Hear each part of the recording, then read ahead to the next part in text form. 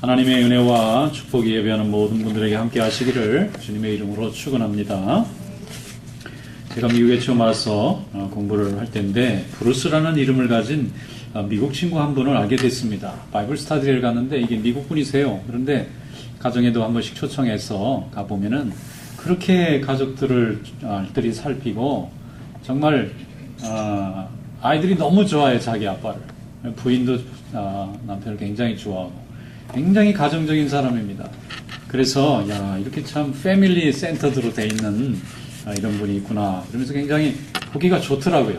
항상 아이들을 이렇게 메고 다니고 이렇게 데리고 다니고 어떤 일이 있을 때 항상 가족들이 제일 중심이 되고 그런 걸 중심으로 사는 굉장히 좋은 분이셨어요. 또 교회에서도 집사직분을 갖고 계신 분이셨는데 자기가 섬기는 교회에 너무 열심히 봉사도 잘하고 자기 교회를 한번 와서 구경도 시켜주시더라고요. 그러면서 교회에서도 본이 되죠. 가정에서도 본이 되죠. 직장에서도 아주 열심히 일하고 그래서 굉장히 제가 보기에도 참 좋은 그런 그 성품을 가진 분이셨어요. 그래서 제가 한 번은 부럽기도 하고 멋있기도 하고 그래서 참 브루스 당신은 너무 보기가 좋다. 내가 보기에도 참 보기 좋고 이렇게 참 본이 돼서 좋다 그랬더니 그분이 좋아하더라고요. 자기를 그렇게 칭찬해 주니까. 그래서 이제 제가 얘기하기를 부모님이 참 좋으셨던 분 같다고. 그러니까 아버지가 좋은 분이니까 좋은 아들이 또 아버지 본을 보고 이렇게 배운 것 같다 그랬더니 그분이 아니래. 우리 아버지는 좋은 아버지가 아니었대요. 그래서 깜짝 놀랐어요. 아니 이렇게 좋은 아들인데 어떻게 아버지가 안 좋았느냐. 아버지 안 좋았대. 아버지는 집에 제대로 오지도 않았고 자기들 잘 돌보지도 않아서 어머니가 굉장히 고생을 많이 했대요.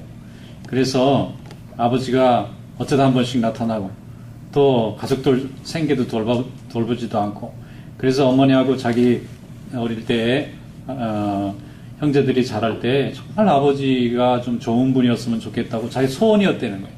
그래서 이분이 스스로 생각하기를 아버지를 원망하고 아버지가 저렇게 안 됐으면 좋겠다고 생각하다가 내가 나중에는 정말 좋은 아버지가 돼야 되겠다.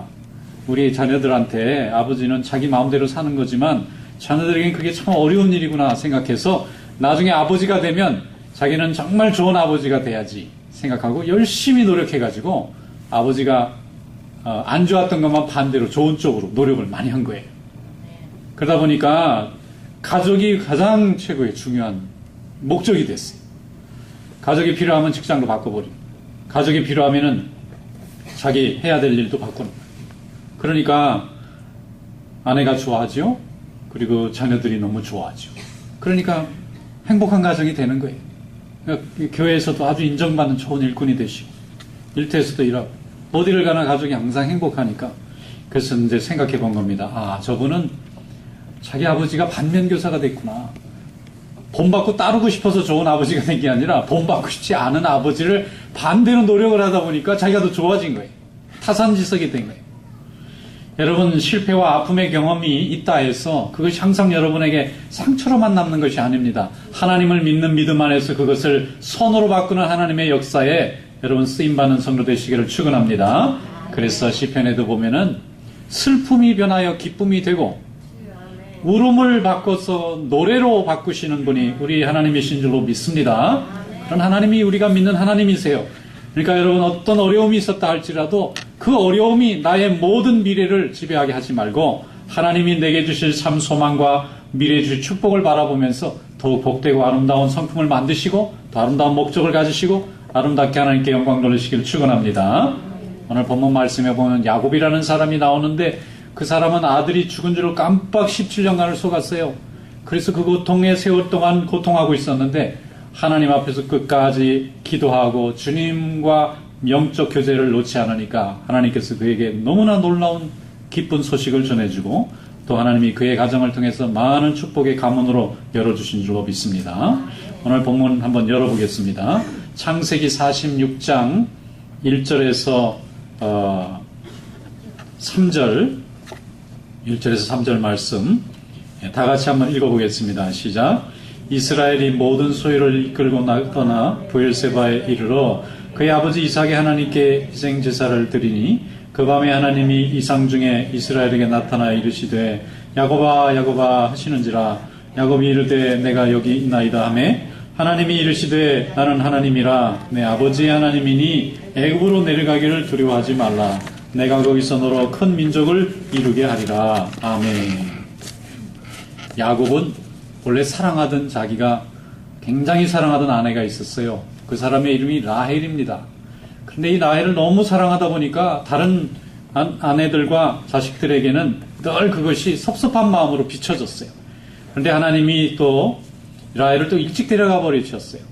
그래서 라헬이 길 오다가 둘째 아이를 낳다가 그만 세상을 떠납니다. 그래서 사랑하는 아내가 남기고 자식이 둘이었어요. 하나는 요셉이고 하나는 베냐민인데 베냐민을 낳다가 라헬이라는 자기 정말 사랑하는 아내가 죽어버렸어요. 그러니까 그 아내에 대한 그리움이 남기고 간 요셉이라는 아들에게 이렇게 전이가 됐어요. 그 아이만 보면은 죽은 아내 생각이 나고 그 아이만 보면은 죽은 아내에 대한 그림이 위로가 되는 거예요. 그런데 너무 사랑하다 보니까 다른 형제들한테 미움받아가지고 다른 형제들이 죽이려고 그러다가 나중에 노예로 팔아버렸어요. 그게 요셉이라는 사람입니다. 그리고 아버지에게 와서는 이 요셉이 들판에 가서 이렇게 길을 가다가 들짐승들에게 잡혀가지고 죽었습니다.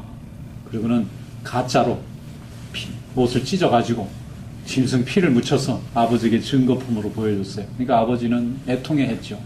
자식들한테 꼬박 속았어요. 그런데 이 요셉이 애굽으로 노예로 팔려가서 거기서 하나님이 십몇 년 동안 역사하셔서 애굽의 총리가 되었어요. 그리고 나서 나중에 총리가 돼서 자기 아버지와 형제들을 찾아서 자기가 사는 애굽으로 다 이민 오라고 지금 연락을 한 겁니다. 그러니까 이 야곱이 깜짝 놀랐어요. 죽은 줄 알았던 요셉이 살아있다는 사실이 우선 믿기지가 않고 그걸 믿으려면 이 못된 아들놈들이 십몇 년 동안 아버지를 속인 이 현실을 받아들여야 되는 거예요.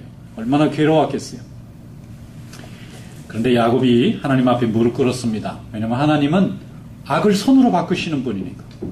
슬픔을 기쁨으로 바꾸고 울음을 노래로 바꾸시는 분이니까 아들들 벌하고 책망하기 전에 하나님 앞에 무릎 꿇었습니다. 하나님이 이것이 우리 가정을 이끌어가시는 하나님의 방법이라면 나로 하여금 깨닫게 해주십시오. 그랬더니 하나님이 오늘 말씀에 야곱아 야곱아 염려하지 말고 애굽에 따라 내려가라. 내가 너로 큰 민족을 이루게 하고 나중에는 이 백성이 다시 이 땅으로 돌아오게 만들어주마 그랬어요. 할렐루야. 그래서 야곱이 자식들 자기 속인 거 다 용서했습니다. 그리고 정말 요셉이 살아있는 것도 인정했습니다. 그리고 하나님이 이 요셉이라는 아들을 통해서 70명의 이 굶주린 자기 식솔들을 애굽으로 이주시켜서 거기서 큰 민족을 이룰 거라는 것을 믿게 됐어요. 그래서 가자. 그리고 수레를 타고 애굽으로 이민을 갔다 하는 얘기가 창세기 마지막 부분에 나옵니다. 여러분, 하나님이 야곱의 인생에 10년이 넘는 기간을 고통과 배신으로 살았지만 하나님은 그 배신과 고통의 상처를 선으로 바꾸셔서 하나님의 역사를 이루시게 한 줄로 믿습니다. 그러니까 여러분, 나를 힘들게 하고 또 세상이 나를 핍박한다 할지라도 그 핍박하는 자를 바라보고 원망하고 절망하고 또 믿음 없이 낙심하지 마시기를 바랍니다. 하나님은 우리가 고난받는 중에도 우리를 위한 다음 계획을 진행하고 계시고 우리가 지금 모든 것을 잃어버리고 실패해도 하나님은 그 다음 우리에게 더 복된 길을 준비하고 계시는 줄로 믿습니다. 야곱은 그것을 믿었어요. 그래서 하나님 앞에 기도했습니다. 그 밤에 하나님의 응답을 들을 때에 주저하지 않고 온 식구들 70명 손자 손자들까지 다 데리고 애굽으로 내려가서 하나님의 역사를 이루게 하신 줄로 믿습니다. 아멘. 여러분, 어떤 고난 중에서도 하나님만을 바라보는 자는 하나님 앞에 쓰임받는 일꾼이 될 줄로 믿습니다. 아멘. 창세기 12장에 보면은 하나님이 아브라함에게 본토 친척 아비 집을 떠나 내가 내게 지시할 땅으로 가라 그랬습니다. 가서 내가 큰 민족을 이루고 아비가 되게 해주고 모든 민족에 뛰어난 민족을 만들어주겠다고 할 때에 아브라함이 순종했습니다. 그래서 가나안으로 이주했을 때에 그곳에서 하나님의 역사를 이룬 줄로 믿습니다. 근데 이번에는 야곱이 또 70명의 일가를 데리고 애굽으로 또 내려갔어요. 우리가 하나님의 명령을 따라서 무엇을 새로 시작하든지 혹은 이사를 가든지 이민을 가든지 새로운 어떤 계기를 열어갈 때에 하나님의 역사를 통해서 이루는 줄로 믿습니다. 비록 이곳에서는 실패하고 이곳에서는 말할 수 없는 고통이 있을지라도 하나님은 악을 선으로 바꾸셔서 하나님의 말씀에 순종하고 하나님의 음성을 들을 수 있도록 하나님이 만드시는 줄로 믿습니다. 그러므로 우리 인생에 뜻없이 주시는 고난이라는 것은 없습니다. 고난을 받을 때는 하나님이 다 예비하신 이유가 있어요. 그래서 예수 믿는 우리가 하나님의 역사를 바라보면서 순종하면 하나님께서 우리를 하나님의 역사에 쓰임받는 좋은 일꾼으로 만들어 주실 줄로 믿습니다. 시편 37편 3절로 4절에 말씀하기를 여호와를 의뢰하고 선을 행하라. 땅에 머무는 동안에 그의 성실을 먹을거리로 삼을지어다. 또 여호와를 기뻐하라. 그가 내 마음의 소원을 내게 이루어 주시리로다 말씀했습니다. 하나님을 의지하면 선을 행하게 됩니다. 그리고 땅에 머무는 동안에 하나님이 성실로 우리의 먹을거리를 만들어 주시고 또 여호와를 기뻐하면 우리 마음의 소원을 다 이루어 주실 줄로 믿습니다. 그래서 하나님을 의뢰하는 것이 가장 중요합니다. 이 땅에 사는 동안 하나님께서 우리에게 먹을 것 입을 것을 채워주십니다. 또 하나님을 기뻐하는 것이 중요합니다. 하나님을 기뻐하면은 내 마음의 소원이 다 이루어질 줄로 믿습니다. 우리가 예수 믿고 믿음 생활하다 보면 불평하고 원망하고 낙심할 때가 많죠. 왜 그러냐면 하나님 보기보다는 바로 눈앞에 현실이 먼저 보이기 때문에 그래요. 그럴 때에 믿는 사람은 현실 속에서 낙심하다가도 이렇게 하면 안 되지. 내 아버지가 계시지. 그리고 눈을 들어서 하나님을 바라보고 또 하나님을 마음속으로 생각할 때에 하나님이 우리에게 하나님의 뜻을 보여주시고 현실을 탈피하고 현실을 극복하고 현실을 승화할 수 있는 하나님의 믿음으로 채워주실 줄로 믿습니다. 그래서 기뻐하는 것이 중요합니다. 무엇을 해도 기쁨을 잃지 마시기 바라요. 왜? 예수님이 나의 주인이 되시고 하나님 아버지가 내 아버지가 되시니까 그것만으로 우리는 기뻐할 이유가 충분히 있습니다. 만약에 하나님을 믿지 않고 예수님을 믿지 않는 사람이면 의지할 분이 없고 기뻐할 분이 없으니까 이 현실이 주어지는 형편대로 환경이 주어지는 형편대로 우리는 기뻐할 수도 있지만 낙심할 수도 있습니다. 그러나 우리 믿는 사람들은 하나님이 함께 하시기 때문에 날마다 기쁨 충만한 그런 승리하는 믿음이 될 줄로 믿습니다. 하나님이 어떤 결론으로 우리를 이끌어 주시든지 하나님이 어떤 방향으로 우리를 인도해 주시든지 거기에는 하나님의 섭리가 늘 담겨져 있어요. 그러므로 그것을 감사하고 기뻐하면 내 믿음의 소원이 마음의 소원이 이루어집니다. 기도는 열심히 했는데 지금 주어진 현실에 날마다 불평해요.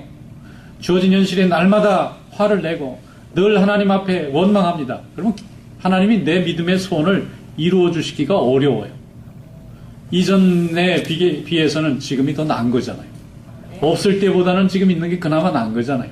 하나님이 이만큼 인도해 주신 것도 하나님의 축복이잖아요. 근데 우리는 이런 감사하고 기뻐하는 믿음을 잃어버리면 하나님의 능력을 힘입기가 어렵다는 것입니다. 여러분 날마다 주님을 의지하며 기쁨을 잃지 않는 승리하는 믿음 되시기를 축원합니다. 제가 한국에 있던 아는 집사님이 한 분 계셨는데 한국에서 비즈니스를 하시다가 그냥 크게 넘어지셨어요. 그래서 어떻게 할 길이 없어서 이분이 그냥 미국으로 그냥 이민을 가셨어요. 갈 때 온 교인들이 눈물 흘렸습니다. 워낙 교회에 충성 잘하던 분이었는데 그만 사업이 잘못돼서 더 이상 여기서는 소망이 없다. 그래서 이민 가시게 되는 계기가 돼서 갔어요. 간 다음에도 몇 년 동안 연락도 할 수도 없고 잘 사는지 못 사는지 뭐 어디 있는지도 잘 모르는 거예요. 그런데 나중에 보니까 이 미국에 와서 처음에 어려웠는데 한 10년 동안 열심히 해가지고 자리를 잘 잡으셨더라고요. 좋은 소식이 들리더라고요. 그리고 나서 얼마나 열심히 또 그곳의 교회에서도 봉사를 열심히 하는지 정말 교회에서 없어서는 안 되는 일꾼이 되셨더라고요. 그래서 우리가 다 기도했는데 너무 잘 됐다고 기뻐했어요. 근데 나중에 보니까 또 형제들 조카들도 다 불러가지고 공부도 시키고 뭐 일자리도 만들어주고 그래서 그냥 다른 형제들이 다 고마워하는 거예요. 처음에 아무것도 없이 빈손으로 고국을 떠날 때는 눈물로 떠났는데 하나님을 믿는 믿음을 잃어버리지 않으니까 하나님이 아브라함 같이 쓰시더라고요. 할렐루야. 우리가 다 그런 하나님의 축복과 인도하심을 다 경험했잖아요. 우리가 다 그런 간증이 있지 않습니까? 하나님이 이곳에 하나님의 교회를 세워주시고 하나님의 백성을 이곳에 모아주셔서 우리를 하여금 위로받게 하시고 큰 소망을 얻게 하신 것 하나님의 축복인 줄로 믿습니다. 우리가 항상 성공하고 늘 기쁘고 늘 이기기만 하면서 여기까지 왔나요? 아니잖아요. 실패도 많았고 속상한 일도 많았고 또 때로는 안 된 일도 많았지만 하나님 말 향해서 우리가 간절히 믿음을 잃어버리지 않을 때에 하나님은 오늘도 우리 마음속에 평강을 주시고 우리에게 기쁨을 잃지 않는 소망을 주시고 하나님을 의지하는 간절한 믿음으로 하나님 붙들어 주신 줄로 믿습니다. C.S. 루이스라는 영국의 유명한 철학자가 많은 책을 냈는데 이 사람의 테마는 고난입니다. 고난이 뭐 하는 거냐? 고난이 이게 뭐냐? 연구를 해보니까 고난은 하나님이 만드신 창조물의 소리를 듣는 순간입니다. 하나님이 만들었어요, 우리를. 하나님은 창조주 하나님이시고 모든 생명의 주인 되십니다. 근데 이 하나님이 만드신 생명이 고통하고 아파해요. 그럼 만드신 분이 가까이 듣는다는 거예요. 부모가 자식을 낳으면 자식이 괴로워하고 울면 부모가 들을 수밖에 없듯이 우리 하나님이 만드신 하나님의 백성 우리가 괴로워하면 하나님은 가까이 와 계신 줄로 믿습니다. 그래서 그는 유명한 말을 했어요. 고난은 하나님의 메가폰이다. Pain is God's megaphone. 유명한 말을 했어요. 큰 소리로 하나님을 부르는 것 같다는 게 우리가 고통할 때, 우리가 고통받을 때 변명하려고 그러지, 설명하려고 그러지 말고 뭐 이렇게 연구하려고 그러지 말고 그냥 하나님 앞에 부르짖으시기를 축원합니다. 우리는 원래 연약하고 힘이 없습니다. 무기력한 존재예요. hopeless. 아무도 우리 자신의 능력과 힘을 가지고는 무엇 하나 바꿀 수 없는 무기력한 사람들입니다. 그런데 하나님의 능력을 힘입어서 우리가 힘이 생기고 능력이 조금 생긴 거예요. 그래서 우리가 일을 하다가 우리 뜻대로 안 되고 절망할 때에 하나님 앞에 머리를 들고 우리 마음을 열어서 주님을 부르시기를 축원합니다. 고난은 감추는 것이 아닙니다. 사람들 앞에서는 창피하니까 감추기도 하고 속이기도 하고 숨기도 하지만 우리 하나님의 눈에는 피할 것이 없어요. 하나님은 어디가 우리를 보고 계세요. 우리는 하나님 앞에 감추고 감춰질 수 있는 존재가 아닙니다. 우리의 깊은 마음속도 하나님이 다 보고 계시니까 그 고난을 하나님 앞에 내놓으세요. 부르짖으시기를 축원합니다. 하나님 앞에 간절히 소망하시기를 축원합니다. 눈물을 흘리시기를 바랍니다. 인간 앞에 눈물을 흘리는 것은 패배를 인정하는 것이요. 또 경쟁자들 앞에서 눈물을 흘리는 것은 자기가 힘없다고 하는 것을 인정하는 것이지만 우리 하나님 아버지 앞에 눈물을 흘리는 것은 하나님의 능력을 내 가까이 인도하는 길입니다. 하나님께서 우리와 가까이 하시는 순간입니다. 이런 믿음의 역사를 가지고 이 험한 인생의 고난의 역경을 창조적 미래로 열어가시는 성도 되시기를 축원합니다. 고난받는다 해서 다 효과가 좋은 게 아니에요. 다 결과가 좋은 게 아닙니다. 하나님 없이 고난받는 사람은 절망입니다. 어둠입니다. 하나님 없이 역경을 이기려는 사람은 어리석은 사람입니다. 그 결과가 더 망가집니다. 그러나 하나님과 함께 고난받는 사람은, 하나님과 함께 역경을 넘어가고 있는 사람은 창조적인 미래가 우리 앞에 기다리고 있습니다. 미국의 한 대학 교수가 두 사람을 샘플로 정해가지고 그 후손을 연구했어요. 지금부터 한 200년 전에 두 사람을 족보를 연구해가지고 한 사람은 알코올 중독자였고 한 사람은 선교사였다고 그래요. 선교사의 후손들을 조사해보니까 그 후에 몇 대가 흘러가고 자손이 한 100여 명 됐는데 30%가 나라에 이름만 대면 유명한 일꾼들이 됐더래요. 근데 알코올 중독 하다가 세상 떠난 사람의 후손은 한 30%가 대부분 감옥을 갔다 온 사람들. 사회하고 적응을 못하는 사람. 그래서 이 사람이 연구를 내린 거예요. 우리는 성경을 통해 이미 다 알고 있잖아요. 예수 믿으면 자손이 복 받는다고 입이 아프도록 얘기하잖아요. 그런데 이 사람은 정말 학자로 연구를 해보니까 결론이 그렇게 나오는 걸 보고 예수 잘 믿는 가정이, 하나님 잘 섬기는 가정이 하나님 모르고 예수 안 믿는 가정의 후손들보다 3배나 더 잘 산다. 결론을 그렇게 내렸어요. 여러분, 하나님을 믿는 성도 되시기를 축원합니다. 고난과 인생의 역경이 없는 인생이라는 게 어디 있겠어요. 다 고난 있죠. 근데 그 고난을 하나님 없이 견디려면 증오해야 돼요. 나를 이렇게 만든 환경을 탓해야 됩니다. 나에게 걸림돌이 된 사람에게 내가 저주해야 됩니다. 그를 치우려고 노력해야 됩니다. 그러다 보면 죄에 빠지게 됩니다. 인격이 망가집니다. 인품이 망가집니다. 또 교양이 사라집니다. 그리고 오직 적개심만 남습니다. 그러나 하나님과 함께하는 고난은 오히려 그 고난을 통해서 하나님이 나와 얼마나 가까이 있는지를 알게 되고 내 자신이 얼마나 하나님 앞에 믿음이 필요한가를 인정하는 기회가 되기 때문에 복받는 인생이 되는 줄로 믿습니다. 그래서 출애굽기 20장 5절에 10계명이 나오는데 제2계명에 이렇게 다 말씀합니다. 나 하나님 여호와는 질투하는 하나님인즉 나를 미워하는 자의 죄를 갚되 아버지로부터 아들에게로 3, 4대까지 이르게 하거니와 나를 사랑하고 내 계명을 지키는 자에게는 1000대까지 은혜를 베푸느니라. 할렐루야. 예수 한번 잘 믿으면 1000대까지 후손들이 복을 받는다는데 안 믿는 사람이 이상한 사람이잖아요. 죄 지으면 3, 4대까지 하나님이 벌을 주시지만 예수 잘 믿고 하나님 잘 섬기면 1000대까지, 1000대라는 건 셀 수 없다는 얘기예요. 영원히 그 자손들이 다 축복받고 영생 얻고 구원받는 은혜를 내려주시겠다는 것입니다. 이것이 바로 하나님을 믿고 예수를 구주로 영접한 자가 받는 축복인 줄로 믿습니다. 사도행전 16장에 보면 바울과 실라가 빌립보라는 도시에 처음 가서 복음을 전하는데 웬 귀신 들린 여자가 쫓아다니면서 자꾸 괴롭혀요. 그래서 예수의 이름으로 나아라 그랬더니 이 사람이 나았어요. 그런데 이 나은 걸 가지고 그 사람들, 그 여자를 데리고 돈벌이를 하는 못된 사람들이 누명을 씌워서 바울과 실라가 감옥에 갇히지 않았습니까?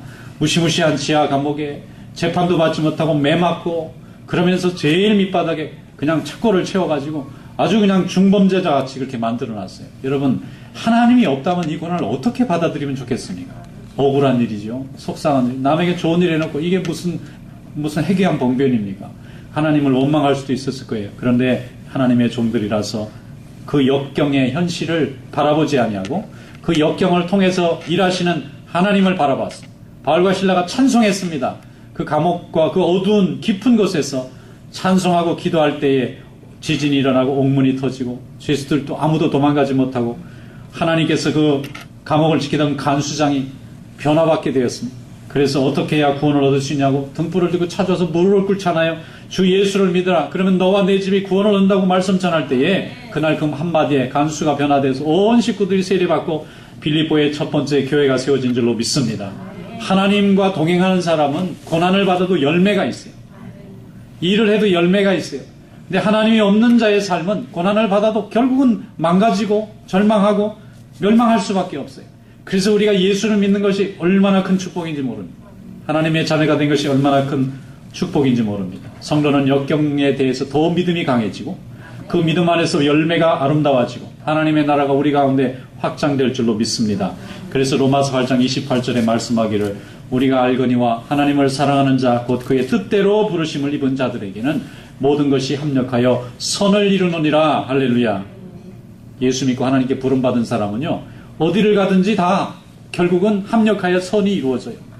여기서 실패한 것 같고 저기서 잘못된 것 같은데 모아놓으면 하나님이 영광받고 계시고 모아놓으면 결국 하나님의 역사로 구원하는 백성이 돌아오는 백성이 나타나는 것입니다.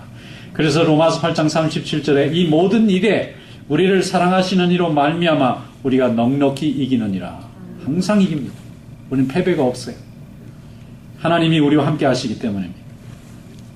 두 아이가 청소년기에 범죄하는 사람들에 빠져가지고 나쁜 짓을 하다가 감옥에 갇혔답니다. 두 아이가 감옥에 갇혔는데 감옥 안에도 뭐 부흥회가 있나 보죠. 목사님이 오셔가지고 이제 그 소년원에 있는 아이들을 모아놓고 하나님 말씀을 전하고 열심히 복음을 전하고 가셨어요. 그런데 그 중에 한 아이가 그 부흥회에 앉아서 듣다가 정말로 은혜 받았어요. 아, 그렇구나. 내가 정말 그동안 세상을 잘못 살았구나. 다른 사람들이 다 나쁜 사람인 줄 알았더니 내가 나쁜 사람이었구나. 다른 사람들이 다 못된 사람이라 내가 맘대로 나쁜 짓 해도 나는 양심에 거리낄 것이 없다고 생각했는데 내가 잘못한 거구나. 여기서 회개를 했어요. 그래서 회개하고 나니까 하나님 말씀대로 복된 인생을 살고 싶은 마음이 생겨서 어떻게 하면 좋을까 했더니 그 안에도 공부를 하는 데가 있더니 공부하는 데 가고 싶다고.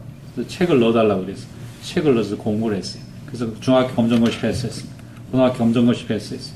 그리고 이제 통신으로 대학 공부도 했어요. 아, 그래서 들어가니까 졸업장을 주잖아요. 졸업장을 주니까 그 다음에 또 기술도 배우고 싶어서 또 기술 자격증 시험을 보고 그걸 계속 연구해서 열심히 공부하니까 나중에 졸업할 때 자격증까지 따가지고 나오니까 탁 취직이 되는 거예요. 다 졸업장 가지고 있지. 자격증 가지고 있지. 취직까지 됐지. 세상에 범죄할 일이 없잖아요. 이 사람이 열심히 해서 결혼도 하고 열심히 교회도 다니고 그래서 자기가 그때 하나님의 말씀의 복음을 그 깊은 데서 듣지 못했으면 나는 이렇게 복받지 못했을 겁니다. 간증하는 사람이 됐어요. 근데 똑같은 친구가 있었는데 다른 친구는 똑같이 부흥에 앉아가지고 에이 저 거짓말이라고 에이 그럴 리가 없다고 그러고는 복음을 안 받아들였어요. 어린아이였는데. 근데 그 아이는 나중에 10번이나 더 교도소에 왔다 갔다 하는 인생이 됐다는 거예요. 여러분 믿는 게 아무것도 아닌 것 같지만 정말 중요한 것입니다. 믿음은 눈에 보이지도 않고 손에 잡히지도 않기 때문에 사람들이 쉽게 생각하고 우습게 생각하기 쉽습니다. 그러나 믿음은 우리가 가장 중요하게 생각하는 우리 철학을 변화시키고 우리 인생관을 변화시키고 우리의 행동에 영향을 미치고 우리 미래에 영향을 미치고 우리 습관을 바꿉니다. 그래서 예수를 진심으로 믿고 성령의 충만함을 받는 자는 하나님이 주신 복된 인생이 우리의 차지가 됩니다. 하나님이 우리를 사랑하시기 때문입니다. 그리고 믿음의 가장 핵심의 핵심은 죄를 회개할 수 있느냐 하는 것이죠. 인간은 죄가 많습니다. 근데 세상은 우리가 죄인이라고 가르치질 않아요. 꼭 법에 어겨서 판결에 올라가야 죄인 줄 아는데, 우리는 세상에서 말하는 죄를 짓기도 전에 마음속으로 수많은 죄를 짓고 영적으로 수많은 범죄를 저지르고 있어요. 그것을 하나님께서 죄의 문제라고 얘기하시는 거예요. 그래서 죄를 회개하는 자는 하나님 앞에 자유를 얻게 되고, 죄의 굴레와 죄의 영향력으로부터 자유를 얻게 되고, 하나님 앞에 영광 돌릴 수 있게 됩니다. 그러면 하나님이 그 다음부터 우리에겐 열매 있는 인생을 주세요. 죄로 끌려다니는 열매가 아니고 성령에 끌려다니는 열매를 주시는 줄로 믿습니다. 그래서 회개할 수 있는 사람이 복된 사람입니다. 자기를 반성할 수 있는 능력을 가진 사람이 복된 사람이에요. 사도행전 2장에 보면 베드로가 성령 받고 많은 사람들이 있는 성전 앞에 나와서 이렇게 외쳤습니다. 사도행전 2장 38절, 베드로가 이르되 너희가 회개하여 각각 예수 그리스도의 이름으로 세례를 받고 죄사함을 받으라. 그리하면 성령을 선물로 받으리라. 여러분, 성령은 선물입니다. 하나님이 주시는 거예요. 그런데 조건이 있어요. 죄사함 받은 자만. 어떤 사람이 죄사함 받냐? 예수의 이름으로 회개한 사람. 여러분, 이런 믿음의 원리와 축복이 여러분들에게도 구체적으로 적용될 수 있기를 축원합니다. 사함을 받아야 구원이 있고 영생이 있고 축복이 열립니다. 어떤 집사님이 시집을 갔어요. 그랬더니 예수 안 믿는 집안이더래요. 시어머니가 핍박을 심하게 합니다. 교회 못 다니게. 근데 이 사람이 신혼 때에도 눈물을 흘리면서 그래도 어머니 난 교회 가야 삽니다. 그리고 교회 갔더니 올 때마다 괴롭히고 힘들게 하는 거예요. 근데 나중에 이제 자식을 낳았어요. 아들도 낳고 딸도 낳았어요. 그러면 이 아이들을 데리고 주일학교 가는 게 기쁘잖아요. 그래서 늘 손붙잡고 아이들을 데리고 썬데이 스쿨도 가고 여름송이학교도 가고 자꾸 가니까 더 핍박을 하는 거예요. 교회 가면 밥이 나오냐 뭐가 나오냐 우리 집안 망하게 하려고 그러냐면서 자꾸 괴롭히는데 며느리는 눈물 흘리면서 어머니도 사랑하고 자녀들도 사랑하는데 하나님도 사랑하니까 그런 사랑하는 사람은 눈물밖에 나올 수가 없잖아요. 그렇다고 미워할 수도 없고 관계를 끊을 수도 없고 그래서 계속 핍박 중에 그걸 보고 핍박이라 그러는 거예요. 계속 하나님의 전을 다녔더니 아이들이 잘 자라줬습니다. 좋은 학교 갔어요. 또 좋은 가정이 이뤘습니다. 좋은 직장 다니고 다 교회 좋은 일꾼 됐어요. 시어머니가 임종을 앞두고 며느리를 부르더래요. 야, 네가 옳았구나. 고맙다. 나는 네가 교회 다녀서 우리 집안 망치는 줄 알았더니 네가 교회 다녀서 아이들 잘 키워가지고 우리 아이들이 저렇게 잘 됐구나. 그러면서 사과하고 돌아가시더래요. 할렐루야. 여러분, 예수 그리스도는 우리의 생명이시고 진리가 되시고 우리의 축복의 근원이 되시는 줄로 믿습니다. 예수 믿는 자가 이 세상을 이끌어가는 것입니다. 가정을 이끌어가는 것입니다. 로마서 12장 2절에 말씀합니다. 너희는 이 세대를 본받지 말고 오직 마음을 새롭게 함으로 변화를 받아 하나님의 선하시고 기뻐하시고 온전하신 뜻이 무엇인지 분별하도록 하라. 이 세상을 본받지 마시고 하나님의 말씀을 붙잡는 성도 되시기를 축원합니다. 그래 믿음의 역사를 이루고 복된 열매를 이루는 귀한 종들이 되시기를 주님의 이름으로 축원합니다. 기도하시겠습니다. 감사하시고 은혜가 많으신 하나님, 오늘 저희들을 불러주시고 하나님의 말씀으로 우리 믿음을 새롭게 해주시니 감사드립니다. 주신 말씀을 따라 세상을 바라보지 아니하고 오직 주님을 본받고 주님의 뜻을 구하며 주님의 역사를 이루는 복된 삶이 될 수 있도록 인도하여 주시옵소서. 예수님의 이름으로 감사하며 기도드리옵나이다. 아멘.